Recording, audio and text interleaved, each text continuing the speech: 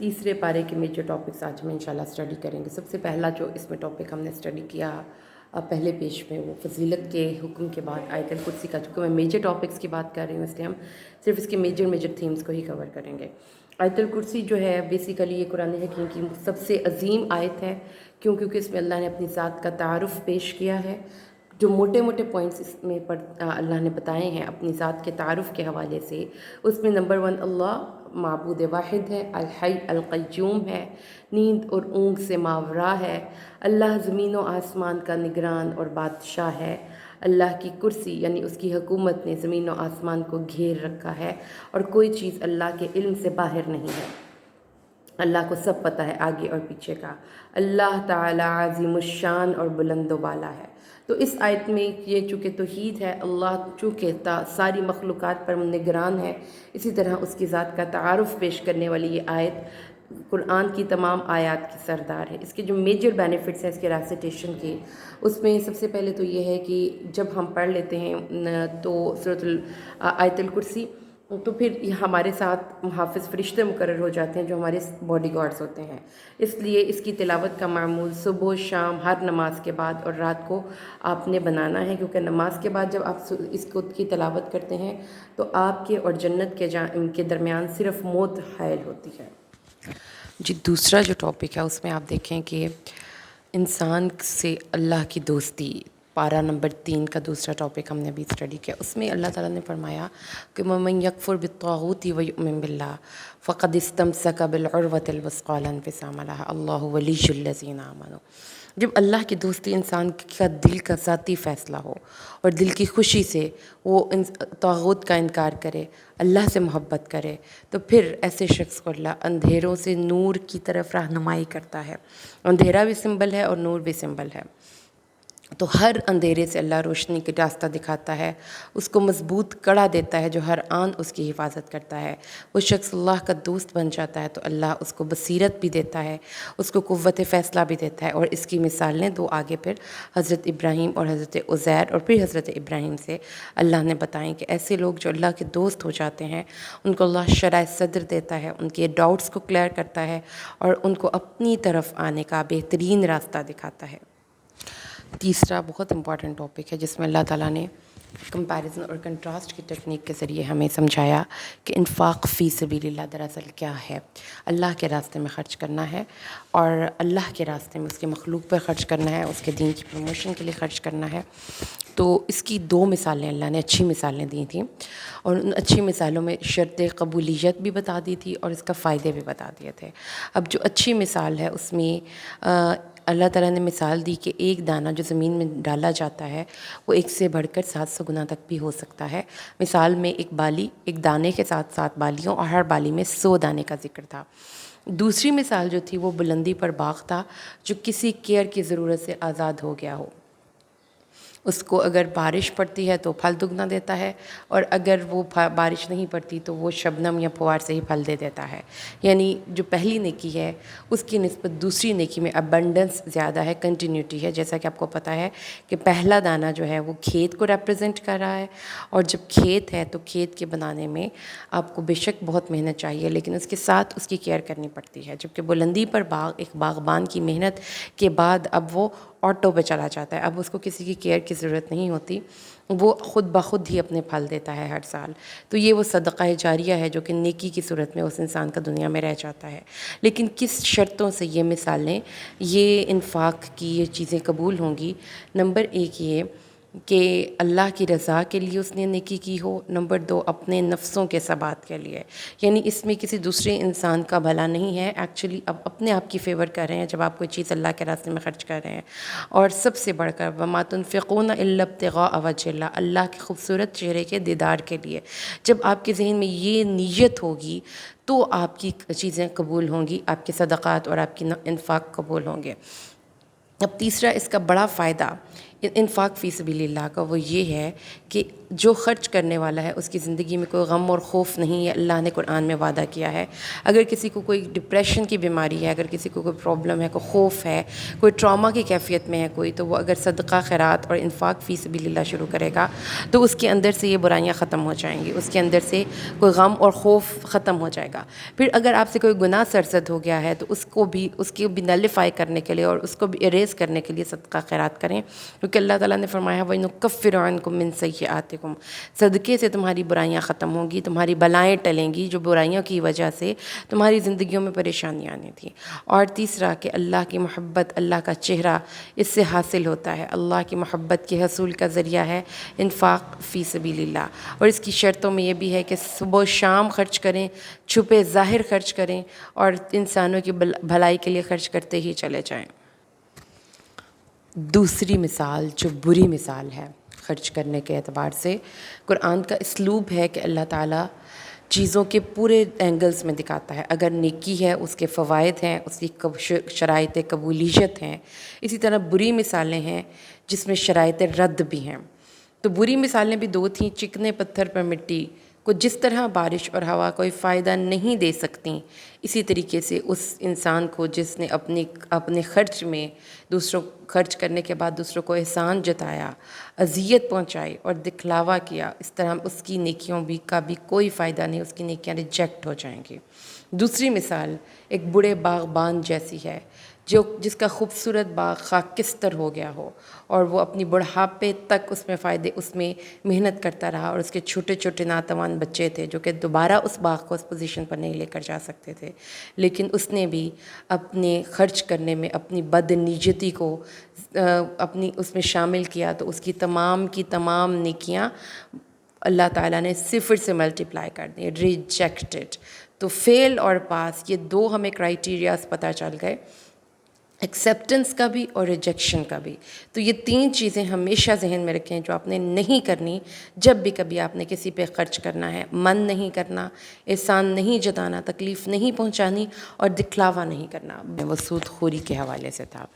سود خوری بیسیکلی اگر ہم ایک ورڈ میں بتائیں تو وہ قرض دینے پر کسی کو نفع لینا ہے. مثلاً جب آپ کسی کو کوئی پیسے دیں تو اس سے اصل رقم سے زیادہ قرض وصول کریں سود کے نام پر, اور کچھ مدت میعاد مقرر کر لیں کہ اس ٹائم تک آپ مجھے اتنے پیسے دیں گے. مثلا اگر آپ نے کسی کو 100 روپیہ دیا ہے کہہ لیں, اور اس 100 روپے کے بعد آپ اس سے کہ آپ نے کسی کو 100 روپیہ قرض دیا ہے اور اس 100 روپے کے ساتھ آپ 10 روپے ایکسٹرا وصول کر رہے ہیں, تو وہ اس کا سود ہے اصل رقم سے زائد, اور وہ اصل رقم وہیں پہ ہے, اور جو قرض ہے وہ جو سود ہے وہ اصل رقم سے زائد وصول کریں گے آپ. اور مدت میعاد گزر جانے کے بعد جو اکثر جگہوں پر دیکھا گیا ہے کہ پھر شرح سود میں اضافہ ہو جاتا ہے. تو یہ دو چیزیں جو ہیں یہ نہیں کرنی. یہ ہیں جی, ہم سود کو اگر مختصر سے الفاظ میں ایکسپلین کریں تو اب سود اور تجارت میں فرق کیا ہے. سود اور تجارت میں جو فرق ہے اس میں سب سے پہلا فرق تو نوٹ کریں جو نمبر 2 پہ ہم نے پڑھا ہے. تجارت اور سود, کیونکہ کافر کہتے تھے کہ انما البیع مثل الربا, کہ بیع بھی تو جو ہے تجارت بھی تو ہم اپنے پیسے کو کام میں لگاتے ہیں اور پھر اس کے بعد اس سے ہم منافع حاصل کرتے ہیں, تو اس سے کیا فرق پڑتا ہے, ہم نے یہ بھی تو کسی کو دیا. تو فرق دیکھ لیجئے, ایسینشل ڈفرینسز. تجارت میں نفع اور نقصان میں شراکت ہوتی ہے. اگر آپ نے اپنے پیسے کے ساتھ کسی کے ساتھ کاروبار میں شراکت کی ہے تو آپ نفع اور نقصان دونوں میں شراکت کریں گے, جبکہ سود میں صرف نفع میں شراکت ہوگی. پھر اس کے بعد تجارت میں دونوں کی محنت ہوگی اور اس سے دونوں کو فائدہ ہوگا. تو لیکن سود میں مالدار اپنا پیسہ لگانے کی وجہ سے صرف فائدے میں اس کا شریک ہوتا ہے, نقصان میں شریک نہیں ہوتا, اور محنت بھی نہیں کرتا, صرف وہ بس پیسہ لگاتا ہے اور بیٹھ جاتا ہے اپنے گھر میں اس کے پیسے کو کام میں لگانے میں. اگر آپ نے اس کو قرض دیا ہے تو پھر وہ پیسہ اس کا ہے جو جیسے مرضی اس کو استعمال کرے, اور جو اس کو بچت ہوگی وہ ساری اس کی ہے جس کے پاس پیسہ ہے, وہ اس میں دونوں شریک نہیں ہوں گے. تو اس میں دراصل مالدار منوپلی کرتا ہے اپنے پیسے کی اور دوسرے کو ایکسپلائٹ کرتا ہے. اور سود کا نقصان کیا ہے. سود جو ہم نے اس مقام پر, میں یہاں پر فقہی مسائل یا کوئی احادیث کے ریفرنس میں جو صرف یہاں پہ ہم نے پڑھا, سود کا نقصان نمبر 1 اللہ تعالیٰ نے فرمایا جو سود کھاتے ہیں وہ قبروں سے خواص باختہ اٹھیں گے, جیسے کسی کو شیطان نے چھو کر دیوانہ کر دیا ہو، اور دوسری بات یہ ہے کہ یہ حرام ذریعہ آمدن ہے، جس کی نتیجے کے طور پر ہماری عبادات اور دعا ان دونوں کی قبولیت نہیں ہوتی، وہ رد ہو جاتی ہیں۔ اور جب یہ حرام ذریعہ آمدن ہے تو اس کے ذریعے زندگی میں برکت نہیں ہوگی، کیونکہ یمحق اللہ الربا، اللہ سود کو محق کر دیتا ہے۔ اور اس کے بعد اس سے اگلا پوائنٹ ہے جو باز نہ آئیں وہ دائمی دوزخی ہیں، یعنی کبھی بھی وہ دوزخ سے نہیں نکلیں گے۔ وَمَنْ عَادَ فَأُولَٰئِکَ أَصْحَابُ النَّارِ هُمْ فِيهَا خَالِدُونَ۔ اور یہ اللہ اور رسول سے اعلان جنگ ہے کہ اللہ تعالیٰ نے فرمایا کہ جو سود ہے اس کو چھوڑ دو، اور اگر جو باز نہ آئے فَأْذَنُوا بِحَرْبٍ مِّنَ اللَّهِ وَرَسُولِهِ، حرب یعنی لڑائی کے لیے تیار ہو جاؤ، کیونکہ یہ ایک انسانی معاشرے میں کلنک کا ٹیکہ ہے کہ کچھ لوگ انسانیت کی تذلیل کریں اور انسانوں کے ریسورسز لوٹ کر کھا جائیں۔ جی نیکسٹ ٹاپک ہمارا ہے قرض کے حوالے سے۔ ہم نے جب سود کا پڑھ لیا کہ سود میں میعاد مقرر پر کسی کو قرض دینے کے بعد اس سے زائد رقم وصول کرنا یا اس کا منافع طے کرنا سود ہوتا ہے، جو ایک حرام ذریعہ آمدن ہے اور اللہ تعالیٰ کو سخت ناپسند ہے۔ جو قرض کی یہ آیات ہیں، یہ سورۃ البقرہ کی آیت نمبر 280 سے لے کر یہ سٹارٹ ہوتی ہیں 282 283 تک، ان میں قرض اور گروی کے احکامات ہیں۔ تو اس میں سب سے پہلے تو قرض کے حوالے سے اس کا اجر و ثواب دیکھ لیجئے کہ اللہ اس کو اپنے عرش کا سایہ نصیب کرے گا، کیونکہ جب وہ احساس کرتا ہے کسی کا تو اللہ تعالیٰ کے نزدیک ہوتا ہے وہ، اور وہ اسلام کی فلسفی پہ عمل کرتا ہے کہ اگر آپ کے پاس زیادہ ہے تو دوسرے انسان کو اپنے مال میں شامل کریں، اور روزانہ جتنی آپ نے رقم دی ہے اتنی رقم روزانہ صدقہ کرنے کا اس کو ثواب ہوگا جس نے قرض دیا ہے، اور جب مدت میعاد گزر جائے گی تو اس کے بعد اس کو دگنا رقم کا صدقہ کا ثواب ملے گا۔ تو قرض کیا ہے؟ اپنی ضرورت پوری کرنے کے لیے، میعاد مقرر کے لیے کسی سے پیسے یا کوئی رقم ادھار لینے کو قرض کہتے ہیں۔ اس کے کچھ احکامات ہیں جو کہ قرآن کی ان آیات میں ہم نے پڑھے ہیں، سورۃ البقرہ کی آیت نمبر 280 سے 283 تک۔ میعاد مقرر کر کے آپ پیسے لیں گے، میعاد، اور اس پر 2 گواہ بنائیں گے۔ اگر 2 مرد گواہ ہوں گے بیسیکلی، اور اگر 2 مرد نہ ہوں تو 1 مرد اور 2 عورتیں، قرآن پاک کے اس مقام پر عورت کی گواہی کو آدھا کہہ دیا گیا۔ میعاد اور رقم ضبط تحریر میں لائیں، کتنی میعاد کے لیے لیے گئے ہیں اور کتنی رقم ہے اس کو تحریر میں لائیں۔ تحریر لکھوانے کا اہتمام قرض لینے والا کرے گا اور تحریر بھی خود لکھوائے گا۔ اگر وہ خود تحریر نہیں لکھوا سکتا تو پھر اس کا ولی یا اس کا وکیل یہ کام کرے گا۔ نقد تجارت کی رسید بھی ہونی چاہیے۔ اللہ تعالیٰ نے فرمایا کہ نقد تجارت میں اگر تم اس کو نہ بھی لکھو تو ٹھیک ہے، لیکن گواہ ضرور بنا لو۔ اور جو آج کے دور میں ہم رسید دیتے اور لیتے ہیں، یہ قرآن پاک کے اس حکم کی ہم تکمیل کرتے ہیں۔ گواہ اور کاتب ذمہ دار ہیں، یعنی وہ اپنی ذمہ داری سے اب اپنی یہ اگر معاملے میں کوئی پرابلم آ گئی ہے اور ان کو کہیں پہ گواہی دینی پڑی ہے تو وہ گواہی دینے کے لیے جائیں گے اور وہاں پر ان کو پریشان نہیں کریں گے، اور ایٹ دا سیم ٹائم جو گواہی طلب کر رہے ہیں وہ بھی ان کی مصروفیت کا لحاظ کریں گے۔ اور کاتب جس کو لکھنا آتا ہے وہ پھر اپنی اللہ تعالیٰ کے اس حکم کے مطابق لکھ دے، اور اللہ کی یہ نعمت کا اظہار بھی ہوگا۔ جی نیکسٹ ٹاپک ہے گروی، جو قرض ہی کی ایک فارم ہے، جو یہ بھی جائز اور حلال ہے کہ قرض جب کوئی لیا جائے، جب کاتب یا گواہ میسر نہ ہوں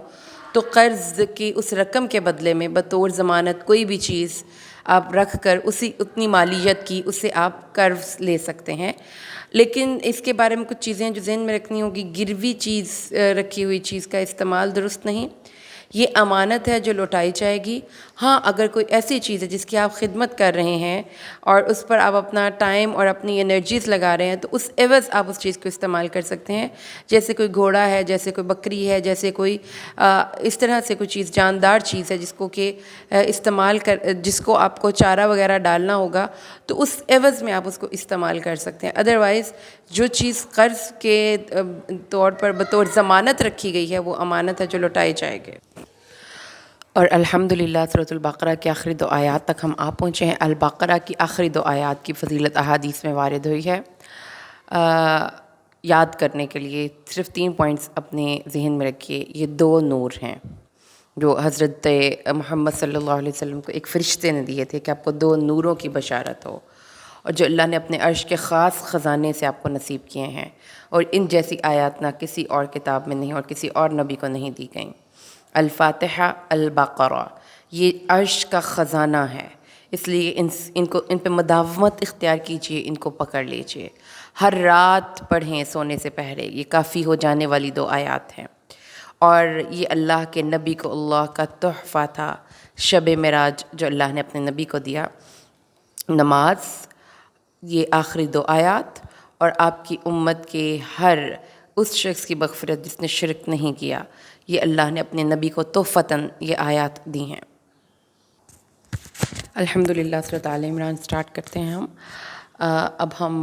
حدیث سے 2 روشن صورتوں کے بارے میں جو اللہ کے نبی نے فرمایا، البقرہ، آل عمران، 2 انتہائی روشن صورتیں ہیں جو قیامت کے دن، یہ روز محشر کی بات ہے، اس دن چیزوں کی حقیقت تبدیل ہو جائے گی، تو پھر یہ صورتیں یوں آئیں گی جیسے 2 بدلیاں یا پرندوں کی 2 قطاریں یا بہت ہی روشن 2 بادلوں کے سائبان، لیکن یہ ہے کہ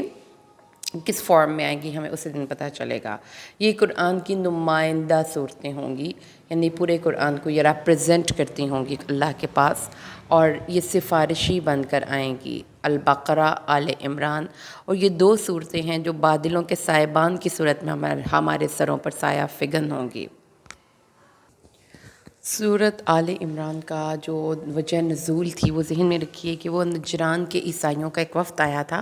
نبی صلی اللہ علیہ وسلم سے مناظرہ کرنے حضرت عیسیٰ کے حوالے سے۔ تو چونکہ پرابلم نجران کے عیسائیوں کے ساتھ یہ تھی کہ وہ توحید پرست نہیں تھے، تو اس لیے سب سے پہلے بڑے پاورفل اور فورسفل انداز میں اللہ تعالیٰ نے اپنے ذات کا تعارف کروایا ہے۔ اللہ لا الہ الا ہو الحی القیوم، زندہ اور زندگیاں بخشنے والا، قائم اور سب کو قائم رکھنے والا، اس نے کتاب نازل کی، اللہ غالب ہے، اللہ انتقام لینے والا ہے، اللہ سے کوئی زمین و آسمان میں کوئی چیز مخفی نہیں، اللہ مصور ہے، اللہ عزیز ہے، اللہ حکیم ہے۔ یہ ہے سورۃ آل عمران کے آغاز میں اللہ کے اتنے خوبصورت ناموں سے اللہ کا بہترین تعارف جو ہم نے پڑھ لیا۔ ہاں جی، اگلا ٹاپک ہے قرآن پاک میں اللہ نے آیات کی 2 اقسام بتائی ہیں، جس صورت میں اللہ تعالیٰ نے فرمایا ہے کہ کچھ آیات ہیں جو کہ متشابہات ہیں اور کچھ آیات ہیں جو کہ محکمات ہیں۔ جو متشابہ محکمات آیات ہیں وہ الکتاب ہیں، ان کے محکم احکام پر عمل کرنا فرض ہے، جبکہ آیات متشابہات امور غیب سے متعلق ہیں، ان پر صرف ایمان لانا ہے اور تعویلیں نہیں کرنی۔ اور جو لوگ ان کے پیچھے پڑتے ہیں، یعنی تعویلوں کے پیچھے، ان کے دل ٹیڑھے ہو جاتے ہیں۔ پھر اس کے بعد 2 دعا ہے، ربنا لا تزغ قلوبنا بعد اذ ہدیتنا وہب لنا من لدنک رحمہ انک انت الوہاب، آیت نمبر 8۔ اور اس کے بعد ہی اسی کو آگے اللہ نے فرمایا، ربنا انک جامع الناس لیوم لا ریب فیہ ان اللہ لا یخلف المیعاد۔ تو یہاں پر اللہ تعالیٰ نے بتایا کہ جو آیات محکمات کے پیچھے پڑتے ہیں، متشابہات کے، ان کے دل ٹیڑھے ہو جاتے ہیں، اور جو آیات محکمات پر عمل کرتے ہیں اور متشابہات سے ایمان لاتے ہیں، وہ الراسخون فی العلم ہیں، یعنی جن کے دلوں میں ایمان راسخ ہو چکا ہے اور علم راسخ ہو چکا ہے۔ نیکسٹ دیکھیے، اس میں جو آیت نمبر 14 ہے آل عمران کی، اس میں انسان کو مرغوب چیزوں کی فہرست پیش کی گئی جو انسانی نفسیات پہ ایک یونیورسل کمنٹری ہے۔ آپ دیکھیں کہ یہ 7 چیزیں ایسی ہیں جو کہ انسان جن سے محبت کرتا ہے اور انسان کو مرغوب ہوتی ہیں۔ شہوات، اس میں سب شہوتیں آ گئی، خاص طور پہ آپ کی جنسی شہوت، کھانے پینے کی شہوت اور سفر کی شہوت، مطلب وہ شہوات، لسٹ، ٹھیک ہے، منی کے لیے، مال کے لیے، عورتیں، پھر بیٹے، پھر سونے اور چاندی کے ڈھیر، پھر برانڈڈ چیزیں، اس کی محبت انسان کے دل میں ہوتی ہے، اس کو لے کر بڑا خوش ہوتا ہے، پھر مال، مویشی، اور اس کے بعد کھیتی۔ اللہ تعالیٰ نے فرمایا ہے کہ یہ چیزیں انسان کو مرغوب ہیں، اور ان کی فہرست پرووائڈ کر کے اللہ تعالیٰ نے ان پہ جو کمنٹری کی ہے وہ ہے، یہ متاع ہے، ختم ہونے والی چیزیں ہیں، اور ان سے بہتر اللہ کی جنت اور اللہ کی رضوان ہے۔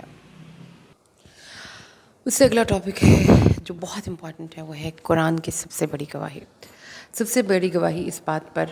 کہ اللہ خود گواہ ہے، جس بات پر اللہ خود گواہی دیتا ہے، اور وہ کیا ہے؟ اللہ لا الہ الا ہو، اللہ اپنے معبود واحد ہونے پر اپنی گواہی اپنے فرشتوں کے ساتھ اہل علم کی گواہی لائے ہے۔ تو یہ 3 گواہیاں بڑی اہم گواہیاں ہیں، اور 2 گواہیاں آسمانوں کی اور ایک زمین سے انسانوں کی، اور انسانوں میں بھی وہ جو کہ یہ علم رکھتے ہیں کہ اللہ معبود واحد ہے، وہ انسان سب انسانوں میں سب سے زیادہ معزز ہیں۔ انتہائی اہم نیکسٹ ٹاپک ہے رسول صلی اللہ علیہ وسلم کا مقام و مرتبہ۔ رسول صلی اللہ علیہ وسلم کی محبت، اللہ کی محبت، یہ دونوں اب آپس میں کنیکٹڈ ہیں۔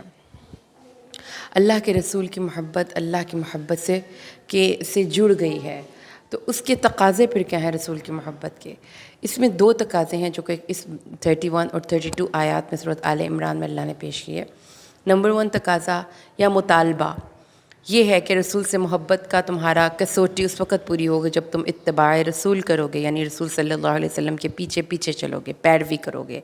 اور دوسری رسول صلی اللہ علیہ وسلم کی اطاعت کرو گے، دل کی خوشی اور اپنے دل سے آپ کی بات مانو گے۔ پیچھے بھی چلنا ہے اور دل کی خوشی سے چلنا ہے، تو اللہ کی نظر میں وہ محبت قابل قبول ہے، اور وہ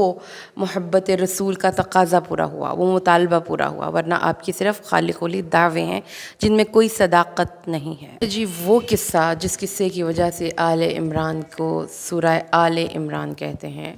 وجہ تسمیہ آل عمران، قصہ مریم و عیسیٰ، حضرت مریم سلام اللہ علیہ اور حضرت عیسیٰ۔ اب قرآن پاک کو جب آپ پڑھتے ہیں تو یہ چیز ذہن میں رکھیے کہ قرآن پاک کسی ایک کیریکٹر کو بات نہیں کرتا، قرآن پاک تصویر پورے پزل کے ٹکڑوں کو جوڑ کر دکھاتا ہے۔ قصہ مریم و عیسیٰ 3 نسلوں پر پھیلا ہوا ہے، اور اس میں سب سے پہلی نسل کی جو خاتون تھی وہ حضرت مریم کی والدہ تھیں۔ تو آپ قصے کو حضرت عیسیٰ سے پڑھنا شروع کریں تو قصہ بیک پہ جائے گا حضرت مریم، اور حضرت مریم کی بیک سے جائے گا حضرت حنہ پر، اور اگر آپ قصہ حضرت حنہ سے پڑھنا شروع کرتے ہیں تو حضرت حنہ کا خلوص نیت جائے گا حضرت مریم، اور حضرت مریم کی جو صفائی اور تک پاکیزگی ہے وہ جائے گی حضرت عیسیٰ کی طرف۔ تو یہاں پر ہم حضرت مریم کی والدہ سے پڑھنا شروع کرتے ہیں۔ قصہ شروع کرتا ہے قرآن ایسے کہ حضرت مریم کی والدہ، ان کا کیریکٹر بھی ساتھ ساتھ آپ پڑھتے جائیے اور دیکھتے چاہیے کہ کون سی ایسی کوالٹیز ہیں جو کہ انسانوں کو منتخب کرتی ہیں، اللہ کی نظر میں انسان منتخب ہو جاتے ہیں۔ حضرت مریم کی والدہ جو حضرت حنہ تھیں، انہوں نے بڑھاپے میں جب اللہ نے ان کو امید دلائی اولاد کی تو انہوں نے اللہ سے نظر مانی خلوص نیت سے کہ اللہ جو میرے پیٹ میں بچہ ہے وہ میں تیرے نام آزاد چھوڑ دوں گی۔ پھر انہوں نے خلوص نیت سے اس بچے کی پرورش اور اس بچے کے لیے دعا مانگی، اور خاص طور پر اللہ سے کہا انی اعیذھا بک وذریتھا من الشیطان الرجیم۔ تو یہ خلوص نیت سے مانگی گئی دعائیں حضرت مریم کی والدہ کی قبول ہوئیں۔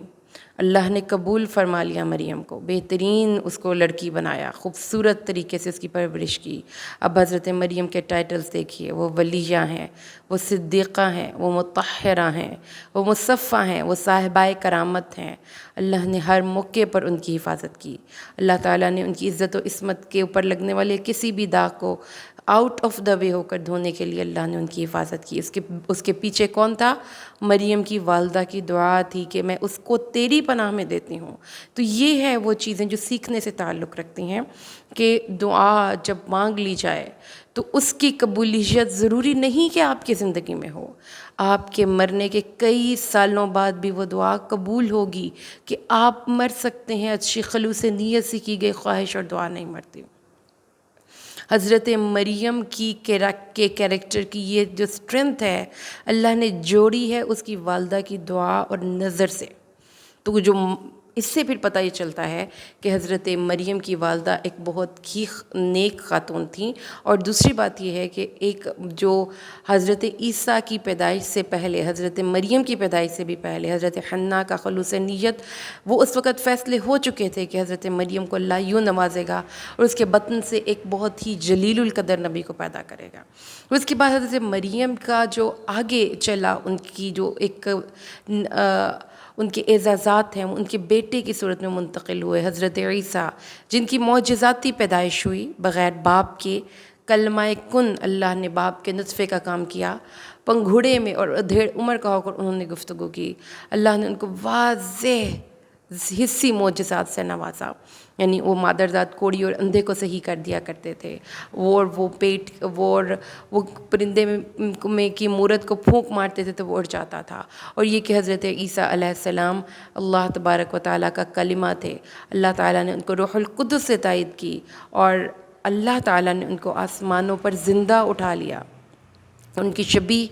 ڈال دی کسی اور پر، اور ان کے دشمنوں کے مکر سے ان کو نجات دی۔ تو اگر آپ حضرت عیسیٰ علیہ السلام کے کیریکٹر کو پڑھ رہے ہیں، حضرت مریم و حضرت حنہ کے کیریکٹر کو پڑھ رہے ہیں، تو اس بات کو ذہن میں رکھیے کہ حضرت عیسیٰ کی بیک پر دو بہت گریٹ مدرز ہیں۔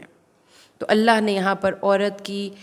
جو کیریکٹرائزیشن ہے عورت کے حوالے سے، آل عمران میں بہت سی باتیں ہیں کہ حضرت مریم نے اپنے کردار کی حفاظت کی، اور اللہ کو عورت سے ریکوائر کیا ہے کہ اس کو ایک بہترین ماں بن کر نسلوں کو پروان چڑھانا ہے، جو اس قصے کا ایک امپلائڈ میننگ ہے اور ایک باٹم لائن ہے۔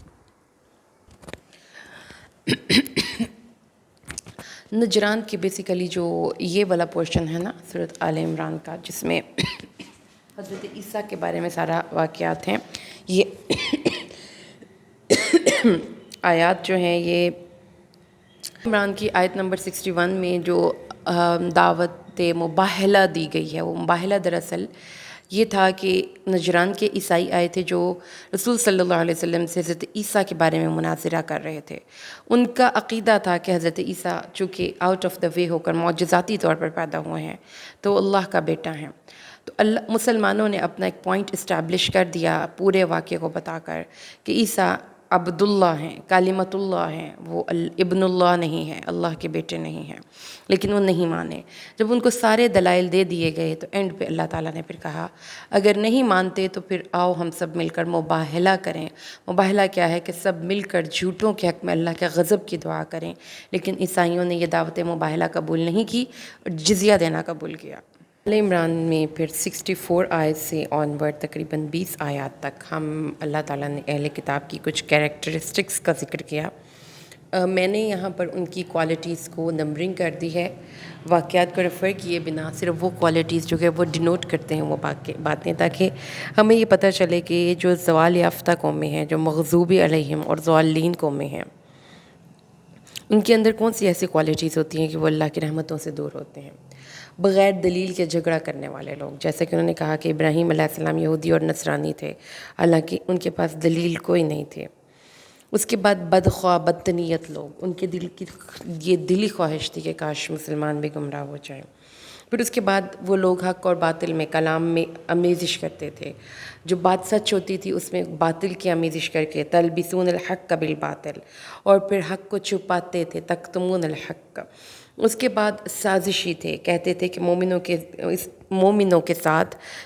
اس چیز پر جو مومنوں پر نازل ہوئی دن کے ایک حصے میں ایمان لاؤ اور اس کے ایک حصے میں اس سے انکار کر دو۔ پھر حاسد تھے، کہتے تھے کہ جو مسلمانوں کو ملا ہے اگر ویسی ہی شریعتوں میں نہ ملے تو کبھی بھی ان کی بات نہ ماننا۔ پھر خائن تھے کہ اگر اللہ نے فرمایا ہے کہ قرآن پاک کی آیت 75 میں یہاں پر سورۃ آل عمران میں کہ اگر ان کو کچھ لوگ ایسے تھے اس میں کہ اگر ایک دینار بھی امانت دے دی جائے تو کبھی بھی ان کو واپس نہیں کرتے تھے، اور وہ عہد شکن تھے کہ جنہوں نے اپنے وعدوں کو اللہ کے سامنے توڑ ڈالا۔ ان الذین یشترون بعہد اللہ وایمانہم ثمنا قلیلا، جنہوں نے اپنے وعدوں اور اپنے عہدوں کو توڑ ڈالا، اللہ تعالیٰ ان سے کلام بھی نہیں کرے گا۔ پھر یہ لوگ چرب زبان تھے، یعنی یلوون السنتہم، اپنی زبانیں مروڑ مروڑ کر کتاب کو پڑھتے تھے، چرب زبان تھے، بے حد بڑے ایکٹر تھے،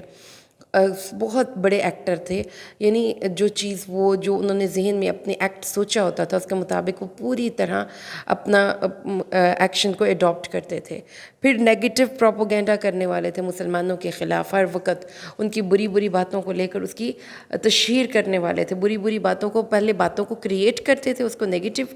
پھر اس کی تشہیر کرتے تھے۔ اور اللہ تعالیٰ نے فرمایا کہ یہ لوگ حق کو چھپانے والے تھے۔ یہ ان کی بری عادتوں کی پوری 10 عادتیں ہیں جو میں نے نکالی ہیں۔ یہ ایک ایسی فہرست ہے کہ اگر آج بھی کوئی انسان ان بری عادتوں پر عمل کرتا ہے تو وہ کبھی بھی نہیں ہو سکتا کہ وہ اللہ کی رحمت کے سائے میں رہے۔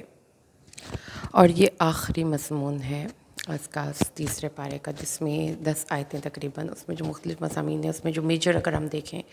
تو وہ اسلام کی دعوت ہے، عاجزی سے اطاعت کی اور ضابطۂ حیات کی طرف آنے کی۔ تو 80 آیت میں اللہ تعالیٰ نے سب نبیوں سے وعدہ لیا تھا کہ جب تمہارے پاس کوئی نبی آئے گا تو اس کی نصرت اور حمایت کرو گے۔ تو اللہ تعالیٰ نے پھر فرمایا کہ تم اللہ کی عبادت کیسے نہیں کرتے، کیسے بات نہیں مانتے۔ دیکھو کائنات کی ایک چیز اللہ کی مسلم ہے، عاجزی سے اطاعت کر رہی ہے، اور اسلام کو اگر آپ بامعنی ایک کوڈ آف لائف لیتے ہیں تو بھی تمام آسمانی مذاہب کا اپڈیٹڈ ورژن اسلام ہے. اس کو مانے بنا اب کوئی نجات نہیں ہے. آخر میں اللہ تعالیٰ نے ہمیں یہ بات سمجھائی کہ ہدایت طالب ہدایت کو ملتی ہے. اگر کوئی شخص اپنے دل کی خوشی سے اسلام کو اور ہدایت کے راستے کو چھوڑتا ہے تو پھر اللہ کبھی بھی اس کو ہدایت کے راستے کی طرف نہیں لاتا. اور آخر میں اللہ تعالیٰ نے جو آخری آیت ہے 3 پارے کی، اس میں اللہ تعالیٰ نے فرمایا تھا کہ کافر زمین بھر سونا بھی قیامت کے دن عذاب سے چھٹکارے کے لیے دے گا تو اسے ہرگز قبول نہیں کیا جائے گا. تو یہاں پر آ کر ہمارا 3 پارہ الحمدللہ اختتام پذیر ہوا.